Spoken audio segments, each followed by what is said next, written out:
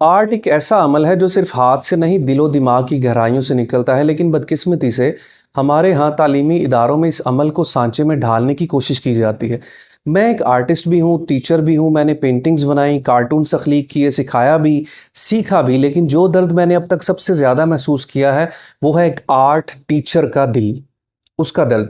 ہمارے schools colleges میں اکثر آرٹ ٹیچر کو وہ آزادی نہیں ہوتی جو تخلیق کار کا بنیادی حق ہے۔ وہ تخلیق نہیں کر پاتا، صرف ہدایات پر عمل کرتا ہے۔ وہ کلاس روم میں موجود ہوتا ہے لیکن فیصلہ کوئی اور کرتا ہے، کوئی ایسا شخص جس نے آرٹ کی کبھی تربیت ہی نہیں لی، اور وہی آگے بتائے گا کہ آرٹ کو ایسے نہیں ویسے بناؤ۔ وہ پرنسپل یا کوآرڈینیٹر جن کا اپنا تجربہ شاید کسی اور مضمون میں ہو، وہ آرٹ ٹیچر کو بتا رہے ہوتے ہیں کہ یہ بناؤ، یہ نہ بناؤ، ایسے رنگ کرو، ایسے نہ کرو، اور وہ آرٹ ٹیچر جو برسوں محنت سے سیکھا ہے وہ صرف حکم ماننے والا بن جاتا ہے، اور اس کو ایسے لگتا ہے جیسے وہ کسی کارخانے میں کام کرتا ہے۔ جب آپ کسی فنکار کو اس کے جذبات سے کاٹ دیتے ہیں، اس کے فیصلے کا اختیار چھین لیتے ہیں، تو آپ صرف ایک آدمی کو نہیں روکتے بلکہ پورے تخلیقی سفر کو دفن کر دیتے ہیں۔ میں خود ایک ادارے میں کارٹونسٹ تھا، جو پہلا کارٹون میں بناتا تھا وہ خالص ہوتا تھا، مکمل میرے اندر سے نکلنے والا، مگر بعد میں جب ادارے کے افراد نے کہنا شروع کیا یہ مت دکھاؤ، یہ تبدیل کرو، یہ ہمارے نظریے کے خلاف ہے، یہ مزاج میں نہیں، تو کارٹون جو میری پہچان ہو سکتا تھا ایک مذاق بن جاتا تھا، حتیٰ کہ میں نیچے سے اپنا نام مٹا دیا کرتا تھا۔